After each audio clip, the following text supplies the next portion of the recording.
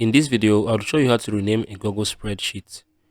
Ensure you subscribe and turn on the bell notification to this channel for lots of educational guides and content like this. Now at first, head over to your Google browser, right? I'm going to show you how you can rename a Google spreadsheet, right? So if you are done with your works and you want to save your Google spreadsheet, most often you might not be allowed to get access to that opportunity to save or to rename your Google spreadsheet. But in this video, I'll show you how you can rename it, right? So let's say I won't love to waste much time. I'll just come on here and type in, let's say I can type in HowTo, right? HowTo. Yeah, so once I'm done typing, I'll show you how you can now rename this, right?